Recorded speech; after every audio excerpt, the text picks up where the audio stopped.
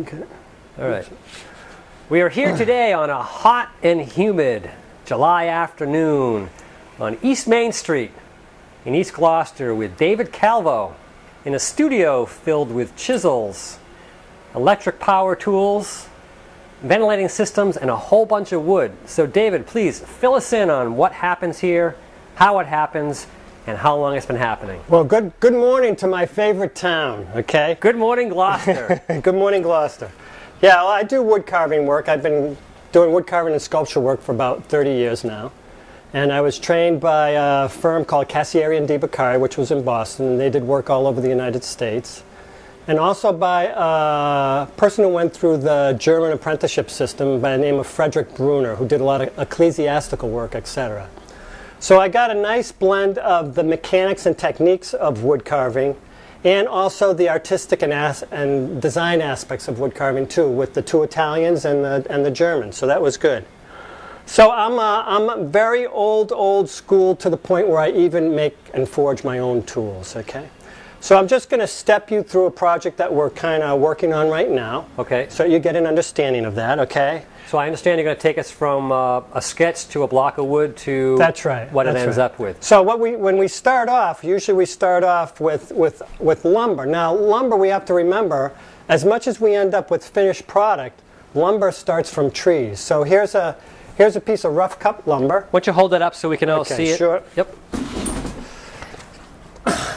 So here's a piece of rough cut lumber. Okay, This is a butternut. It's a nice wood to carve, but you can see it still has the bark on it. Okay, so it's actually rough sawn over in Lanesville. Okay, and then it air dries for a couple years. Usually it's about an inch a year, and then from that point on, it's ready to mill. So we'll start with that. So that piece is what, 4 inches thick? No, this is like 2 inches, 2.5 inches thick. Okay? So 2.5 years of drying. 2.5 years of drying. Butternut, you said. Butternut, right. So on the particular project that we're doing now, it's in mahogany, and it's for a home in upstate New York, and they have a lot of different rooms with a lot of different motifs.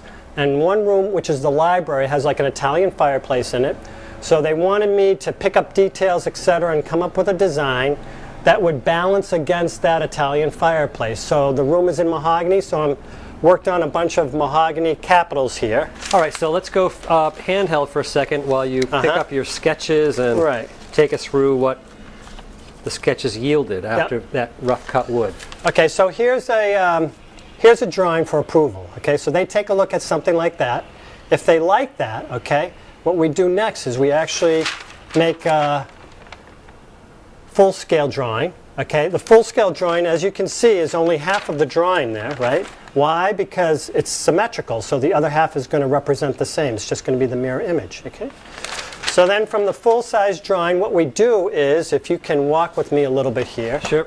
Okay, I'm going to grab this. Tell me where we're going. Okay. Come over here. If you come over here for a minute, you'll see that we have, this is a model. So I'll initiate and start up with a model before I ever even start to work in the mahogany. So I can work out any of the problems, the perspective heights, the design, etc., and make sure that it's basically going to functionally work in wood. Okay? Once we go to the model, then we actually start the process of milling the wood, okay, which I have here, joiners, bandsaws, because this is a shop where we do curves. In a cabinet shop, they do straight lines. In a wood carving shop, we do curves, okay? So here's the capitals. Here's 8 of them right now. Okay, give me a second up here on the ladder for a little overhead view. Going to be over your left shoulder here. Okay, great. Okay, so here we have a capital here, okay? So this was all put together in pieces. They were all carved individually, and they'll be assembled, okay? And then this is going to be stained. And then underneath it is going to be that column, okay? So we went from here. Here was the drawing, as you can see. We went from there, and that's the pilaster down below, to this is the finished product, okay? So it's my understanding this is not one entire solid piece of wood, but it's pieces on top of That's right. It's like a puzzle. It's all assembled together. Could you pick up 1 or 2 of them just to show the audience how it goes together? Sure. See, here are pieces, okay? Here's 2 pieces, okay? And then this, so you can see it, okay? This actually wraps around. So can you see that there? Oh, yeah. Yep. Okay, so it wraps around to the wall, okay? Now, how do we do all this? All this is done with hand carving tools. So here's some carving tools right here. Okay. Why don't you give a brief name for what you have there in your Okay, hand? so these are gouges. Okay? Gouges. They're all gouges. And I have more over here. If you go over here for a second. Okay. Here's more. Okay. I have hundreds of these tools. Different sweeps for different shapes. Okay. So we basically don't do anything different than what was done 500 years ago, which means that everything is still carved by hand. All the same tools, all the same techniques. Nothing has changed. Okay. Wonderful. So, David, I just need to interrupt for a second. Go ahead. Because we don't want to keep it more than, say, 7 minutes. Okay. How long have you been here in Gloucester working? I've been here since '91, so 20 years.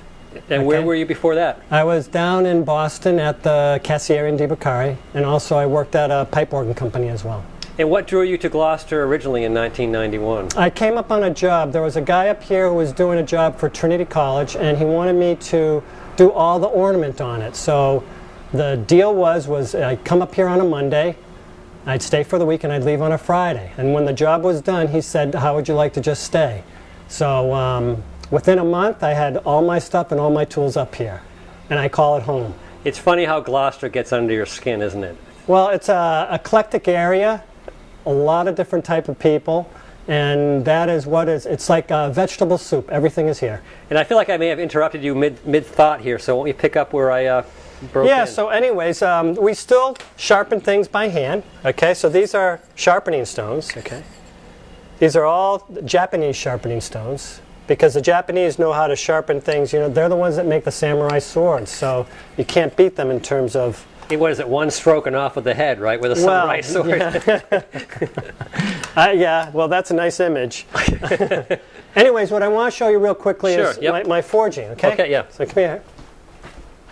So we have lathes here. We have everything that we need. So I forge a lot of my tools. So here's some of the tools that I forged, okay? And this is a forge. So let me get your... Okay. Okay, here's the forge. This is a horseshoer's forge, okay? So, and over here here's some tools that are in the midst of being forged. Okay, see that? So you can actually see the tool.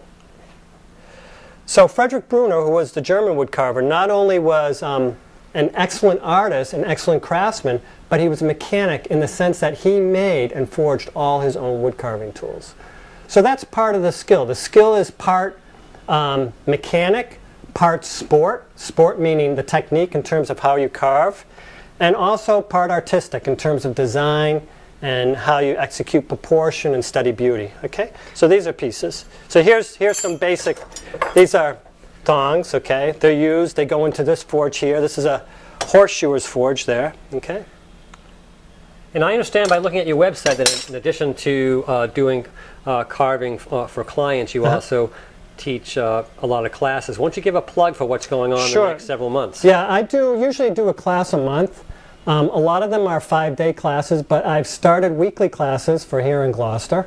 I've been teaching for 30 years. I think I've taught one person from every state in the United States and also Canada. They come from all over the place. I just had a class last week. I had people from Texas, people from the Midwest, people from up north. So there's a variety of people. They all find me through the internet.